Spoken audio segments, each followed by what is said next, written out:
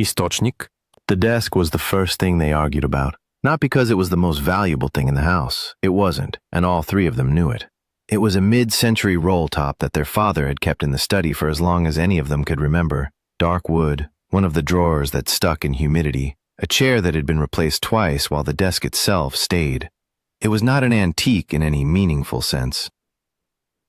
It had no particular monetary worth, but Janet said she wanted it before anyone else had a chance to say anything, and Marcus heard her say it before he'd had a chance to look at the study, and that was how it started. "I've always liked that desk," Janet said. She was standing in the doorway of the study with her legal pad, which she'd brought to make an inventory, which she'd announced at breakfast as a practical measure, which Marcus had understood immediately as something else. "Since when?" Marcus said. "Since always," Janet said. "You never mentioned it," Marcus said. "Why would I mention it? It was Dad." "It's still Dad's," Marcus said. "He's 40 minutes away, not that." "I know that," Janet said. "I'm talking about eventually." Ellen was by the bookshelf, which was where she'd positioned herself when she felt something coming. She had the expression she'd had at family occasions since approximately age 12, attentive, watchful, waiting to see which way the temperature went. "We could talk about this later," she said. "Or we could just be honest about what everyone wants," Janet said. "That's why we're here." "We're here to help Dad with the transition," Ellen said. "We're here to sort through 40 years of stuff," Marcus said, "and figure out what goes where. That's what we're here for. Being honest about it isn't a problem." "I didn't say it was a problem," Ellen said. "You said we could talk about it later," Marcus said. "Which is what you say when you think something is a problem." Ellen held the bookshelf. She said, "Fine. Do you want the desk?" "I don't know," Marcus said. "I haven't looked at the study yet." "Then let's not have a conversation about it until we've looked at the study," Ellen said. "She already said she wants it," Marcus said. "That's already in play." Janet held a legal pad. She said, "I can want something. Wanting something isn't an attack." "Nobody said it was an attack," Marcus said. "The way you said it." "I asked a question," Marcus said.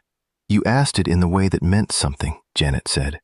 Ellen pressed her forehead against the bookshelf, briefly, in the way of someone taking a moment they needed. "Some families are fine until you put them in a house together with 40 years of objects and a deadline. If you've ever been in this particular kitchen, in this particular argument, subscribe before we keep going. This is what it's really about, underneath the desk."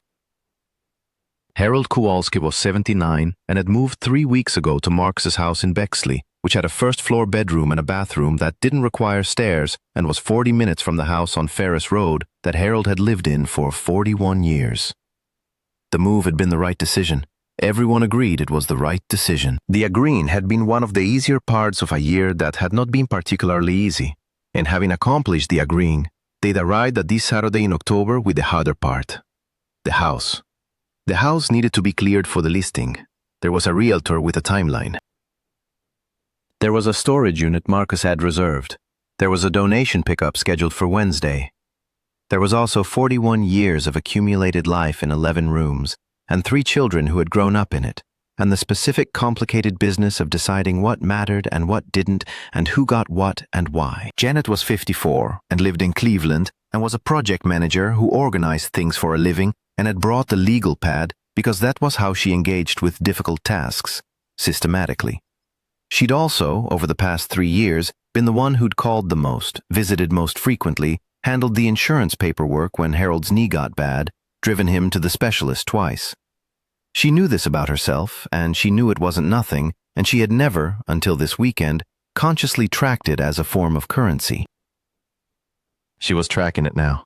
Marcus was 51 and lived in Bexley, and had been the one to offer the room, which was the thing he was most aware of this weekend.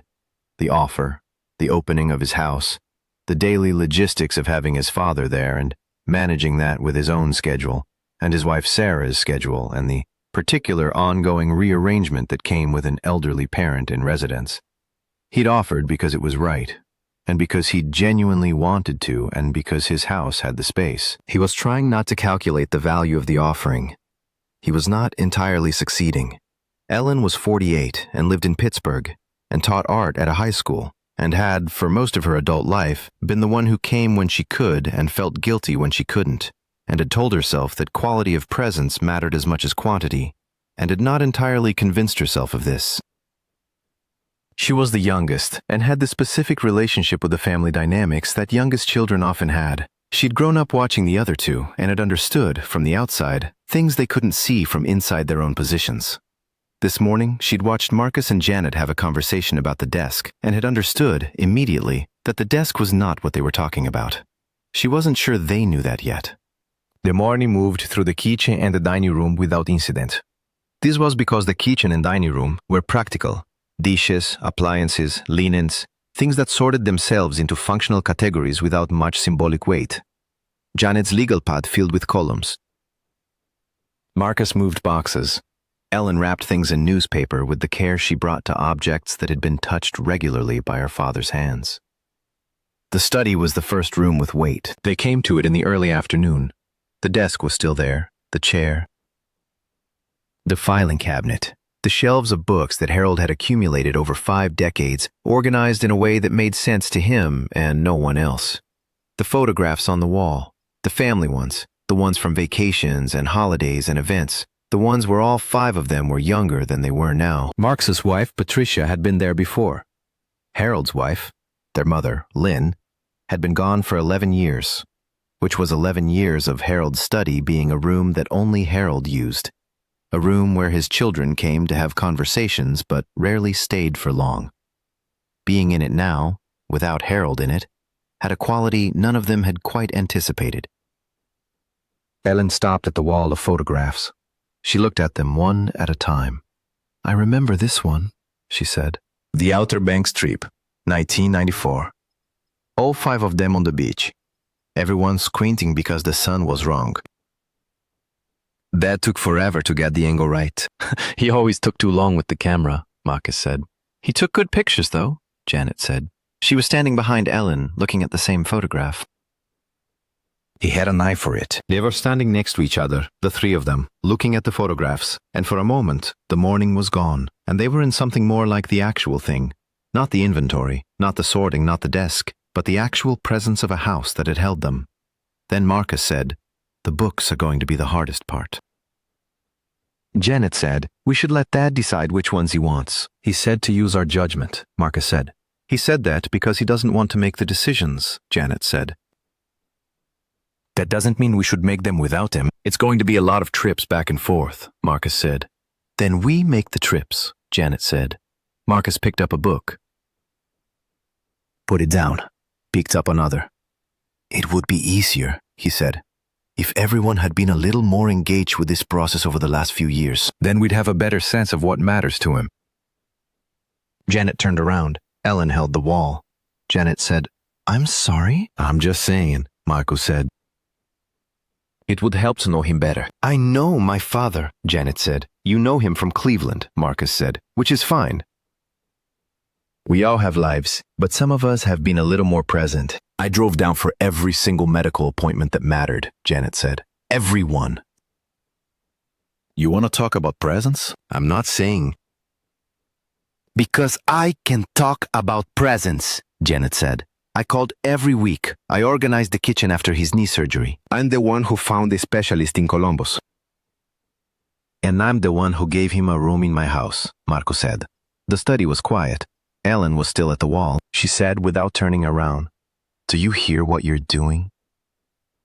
Neither of them said anything. She turned around. She said, "You're keeping score, both of you. You've been keeping score all morning, and now it's coming out." She looked at them. Over a desk. Over who called more. Over who was present more. She held the wall behind her. "Dad's 40 minutes away. He's alive. He's going to be fine, and we're standing in his study treating his stuff like it's proof of something." Marcos held the book. Janet held the Lego pad. "Proof of what?" Marcus said. "That we loved him more," Ellen said. "That we were there more.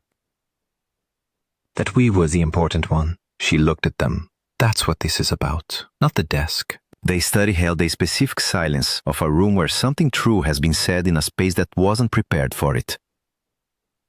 "Drop a comment before we keep going. Tell me if you recognize this room. Not the house specifically, but the thing underneath the argument about the object. Tell me what you were really keeping score about. Marcus put the book down. He held his hands. He said, I don't think I'm the important one. Then what was the presence comment about? Ellen said. He held his hands. He held them for a long moment. He said, I don't know. I think I've been keeping track, and I didn't know I was keeping track until just now. Janet held the legal pad. She said, I've been keeping track too. Marcus looked at her. She said, I know what I've done. I know the appointments and the calls. I've been keeping a record in my head, which means I've been doing it for a reason, which means I needed it to mean something. She held the pad. I don't know what I needed it to mean. Ellen held the wall. She said, I think we've always needed it to mean something. Her siblings looked at her. She said, he was a good father. He wasn't perfect. He was sometimes distracted and sometimes impatient, and he missed things, and we all knew it. She held the wall. And Mom was gone 11 years ago, and there's been this question underneath everything about who he really loves more, who he's really closest to, who he'd pick if it came to that. She looked at them, which is insane because he loves all of us, and he'd pick all of us, and this isn't even really about Dad. She held the wall. I think it's about us competing with each other and using him as the scoreboard. Marcus held the bookshelf. He said, That's a hard thing to hear. I know, Ellen said. It might also be true, he said. The study was quiet. Outside, October was doing the thing it did in Ohio. The light going amber, the trees past their peak, the particular quality of a Saturday afternoon that was slipping toward evening without asking permission. Janet had put the legal pad down. She was looking at the wall of photographs. She said, Do you remember Christmas 2003? Which part? Marcus said. The part where he fell asleep at the dinner table, Janet said, sitting up, mid-sentence. Marcus almost smiled. He'd been up since 4 in the morning because the furnace went out. He didn't tell anyone, Janet said. He fixed it himself and then just continued the day. Mom was furious, Ellen said. She said he should have woken someone up. He said he didn't want to ruin Christmas, Marcus said. They held this for a moment. Ellen moved to the shelves. She started going through them slowly, not with the inventory purpose, but with the purpose of looking. She took books down one at a time, opened them, looked at what was inside, the occasional note Harold had made in margins, the slips of paper he'd used as bookmarks that were themselves records of other things. She found a library receipt from 2009. She found a grocery list in her mother's handwriting. She found, tucked inside a novel she didn't recognize, a small photograph she'd never seen. She held it. It was a Polaroid, the kind from the early 80s based on the quality. The 5 of them in front of the house, Harold and Lynn and the 3 children at various young ages. Janet would have been 15 or so, Marcus 12, Ellen 9 or 10. She didn't remember this photograph being taken. She turned it over. Harold's handwriting on the back, which she recognized from birthday cards and notes on calendars. The specific, careful print of a man who'd learned penmanship in a different era. July 1983. All 5 of us. The summer before everything changed. My only fear is that by the time I'm gone, they'll be strangers to each other. I can't let that happen. ***. Ellen held the photograph. She held it for a moment before she said anything. She said, Marcus. Marcus came to her. She handed him the photograph. He looked at the front. He turned it over. He read it. His face did the thing faces do when they receive something they weren't expecting. He held it out toward Jen. She took it. She read it. She held it. The study was very quiet. Outside, the October afternoon continued doing what it was doing. The light didn't change because of what was happening inside. The leaves didn't stop falling. Marcus said, July 1983, the summer before everything changed, Janet said. What changed?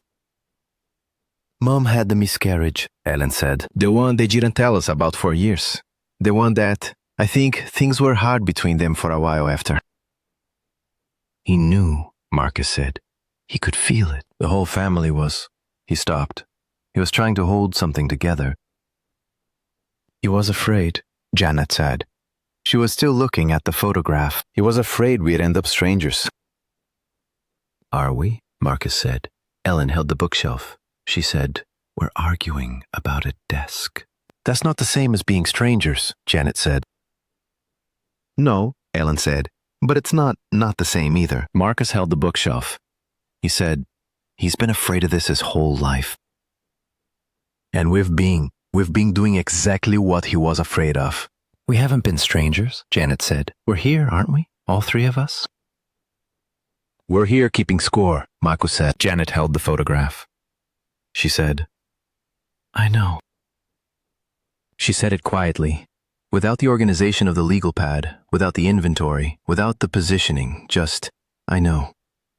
Marcus held the shelf.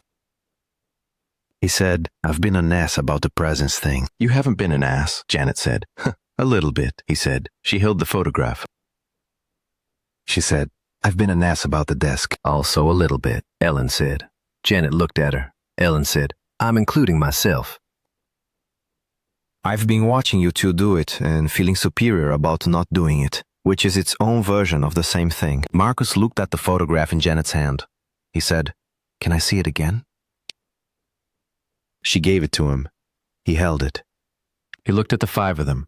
His father, young in a way he barely remembered. His mother, the way she'd looked before he was old enough to fully know her. His sisters at ages that existed now only in photographs, and in the specific compressed way that childhood lived in adults.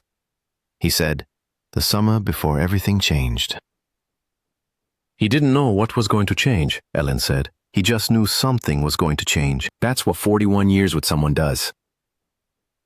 He kept it, Marcus said. He kept it in a book, Janet said. Not framed, not displayed. Inside a book he could return to. He wanted it to be found, Ellen said. Or he just couldn't throw it away, Marcus said. Same thing with Dad, Janet said. The specific sound of that, with Dad, did something in the room. The acknowledgement of knowing him well enough to know the difference. All three of them knowing it, without having to explain. They stood in the study. They didn't say anything for a while. After a while, Janet said, The desk. What about it? Marcus said. You can have it, she said. He looked at it. I said I wanted it before I knew what I actually wanted, she said. I wanted to say something first. I wanted to claim something. She held the photograph. You can have the desk. I didn't actually want the desk, Marcus said. Then who gets it? Dad, Ellen said. If he wants it, it's his. They looked at each other. Marcus said, He said he doesn't have room. Then we ask him, Ellen said, if he wants to keep it in storage. If he wants someone specific to have it. We ask him instead of deciding. Marcus held the photograph. He said, That seems obvious. A lot of things seem obvious once you stop trying to win, Ellen said. She said it without meanness, just accurately. They worked through the afternoon. The methodology changed, not dramatically, not with explicit acknowledgement of the change, but changed the way things change when the room has shifted its temperature. They asked more than they decided.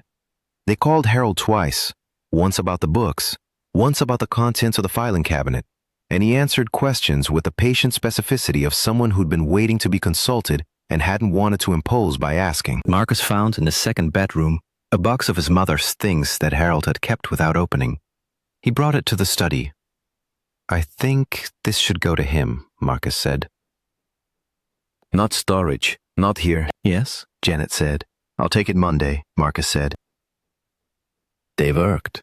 Ellen was going through the photographs on the wall, not taking them down yet, just cataloging, trying to determine which ones Harold would want with him and which ones could be safely stored. She found, in the desk drawer that stuck in humidity, a second photograph she hadn't seen. Not a Polaroid this time, a standard print, the kind from the late 90s. Harold at a kitchen table she recognized as the kitchen table downstairs, looking at something outside the frame with an expression she didn't often see on him. Not the active expressions, not the engaged ones, but the quiet one. The face of someone sitting with a thought. She showed it to Marcus and Janet. Neither of them recognized it. Who took it? Marcus said. Mom, probably, Ellen said. He doesn't know it was taken, Janet said. No, Ellen said. He doesn't. They held the photograph. There was something in it. The private face of a person. The face they wore when they didn't know they were being documented. The face Harold had before he organized himself into being someone's father. Someone's presence. Someone who held things together. He looks tired, Marcus said. He probably was, Janet said. He was always tired and never said so. Neither did Mom, Ellen said. They held this. After a while, Marcus said, I want this one. Janet and Ellen looked at him. He said, I want this one because it looks like him. Not the holiday version, the actual version. He held it. I see this face now, leaving with him when he thinks he's alone. He held the photograph. I want to remember that this was the face underneath. Jeanette held her hands. She said, okay. She said it simply, without the weight of the morning, just, okay. Ellen went back to the wall. She looked at the photographs, the holidays and the vacations and the posed moments and the candid ones, the accumulation of documented years. She said, what are we actually trying to do this weekend? What's the real goal? Mark said, clear the house for the listing. Past that, Ellen said. He held the photograph. He said, make sure Dad's okay. Past that too, she said. They held the study. Janet said, not lose each other. Ellen turned around. Janet held her hands. She said, that's what he was afraid of. And that's what I want. I want to not lose you. She held her hands. Not him. I know he's fine. He's 40 minutes away. I want to not... She held her hands. I want to not end up strangers to you two. Marcus held the photograph. He said, we're not strangers. Not yet, Janet said. Not at all, he said. We're just difficult with each other sometimes. That's different. I want to be less difficult, Janet said. I want to be less of an ass, Marcus said. We established a little, Ellen said. He held the photograph. He said, I can work with a little. They worked until 6. They made more progress than they'd expected. Not because they'd moved faster, but because they'd stopped negotiating and started sorting, which turned out to be a completely different activity. Marcus made calls about what went to storage. Janet updated the legal pad, which was now more like a document of decisions made than a ledger of claims. Ellen called Harold. She stood in the study with the phone and talked to her father about the books, about the filing cabinet, about the box of their mother's things that Marcus was going to bring on Monday. At some point she said, Dad, we found the photograph. Harold said, which one? The Polaroid, she said. From July 1983. Silence. In the novel, she said. Harold said, I forgot it was in there. Did you? She said. A pause. No, he said. Ellen held the phone.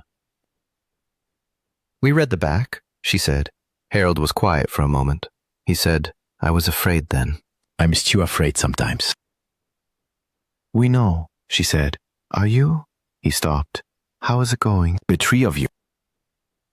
Ellen looked at Marcus, who was across the room, at Janet, who was in the doorway. She said, we're figuring it out. You're not fighting? He said. We were, she said. We're not anymore. He was quiet. She said, we're going to be okay, Dad. He said, I know you are. We mean it, she said. He said, I know you mean it too. She held the phone. She said, do you want the desk? He said, what desk? The roll top, she said, in the study. God, no, he said. It takes up too much space. Give it to whoever wants it. She held the phone. She said, nobody wants it. Then donate it, he said. It's a desk. She almost laughed. Okay, she said. Ellen, he said. Yes? Thank you for calling. I was always going to call, she said. I know, he said. Thank you anyway. They ordered food at 7. They ate at the kitchen table, which was the kitchen table Harold had eaten at for 41 years, which they were planning to list with the house unless someone wanted it, which nobody had claimed yet, which was something they'd figure out. They ate. They talked about Harold, the things he'd said on the phone, the things he'd kept that they'd found, the specific texture of knowing someone for your whole life, and still finding things in their house you'd never seen. Marcus told a story about a conversation he and Harold had had last week over breakfast. Something Harold had said about Lynn, about the early years of their marriage, something Marcus hadn't known. Janet added something she'd learned driving him to the specialist. Ellen said something she remembered from childhood that she'd never told anyone. They were telling each other things, not performing the telling, actually doing it, exchanging the specific private knowledge that came from loving the same person from different angles. After a while, Janet said, "I want to come more." Marcus looked at her. She said, "I know you have him there. I know it's your house and your routine." "I'm not trying to. I'm not keeping score." She held the table. "I want to see him more, and I want to see you more." She held the table.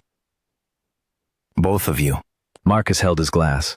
He said, "Come for Thanksgiving." "I always come for Thanksgiving," she said. "Come for something that isn't a holiday," he said. "Come for a regular weekend in November. We'll do nothing specific." Janet held the table. She said, "Okay." Ellen held her glass. She said, "Me too." Marcus held his glass. He said, "Done." It was not a resolution in the dramatic sense.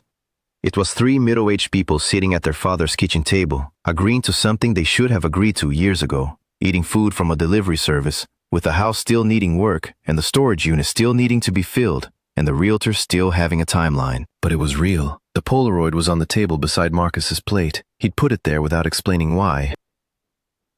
Janet picked it up again after dinner. She looked at it. The five of them in the yard, July 1983. Harold, young and afraid and trying to hold something together. She turned it over. "My only fear is that by the time I'm gone, they'll be strangers to each other." She set it face up on the table. She said, "We should show him this when we bring the box Monday." "Show him?" Marcus said. "Let him know we found it," she said. "Let him know we read it." She held the photograph. "Let him know it worked." Marcus held the table. He said, "It worked?" Janet held the photograph. She said, "We're not strangers." Marcus looked at his sisters. He looked at the photograph. He said, "No, we're not." He picked it up. He held it for a moment. He said, "I'm going to take this one too, with the other one." Ellen said, "The desk one and the July 1983 one." "Yes," he said. "What are you going to do with them?" Janet said. He held them. He said, "Put them somewhere I can see them." Janet said, "Together?" "Together," he said. Ellen held her glass. She held it for a moment. Then she reached into her bag and took out the small notebook she carried, and she wrote down the address of a copy shop. She pushed it across the table to Janet. She said, "We should all have copies." Janet looked at the address. She said, "Of both?" "Both," Ellen said. They sat at the kitchen table. The kitchen was a kitchen at the end of a long day. Dishes in the sink, food containers on the counter, the specific warm disorder of people who'd done work together and were tired, in the good way. They weren't going to finish tonight. They weren't finished in the general sense. The house still needed work, and Harold was still 40 minutes away in Marcus's guest room, and the three of them still had the accumulated weight of 50-some years of being each other's siblings, which was not a thing that resolved at a kitchen table in October. But they were in the kitchen. Together, at the kitchen table. Not strangers. If any part of this stayed with you, if you've been in the argument about the desk or found something in a box that changed the question you'd been asking, leave something in the comments. Tell me what the thing was you were really fighting about underneath the object. Tell me if you found your way back to the person, or if you're still working on it, because the photograph is usually there, somewhere. In the drawer that sticks. In the book nobody's opened in years. Waiting to be found by someone who finally stopped fighting long enough to look.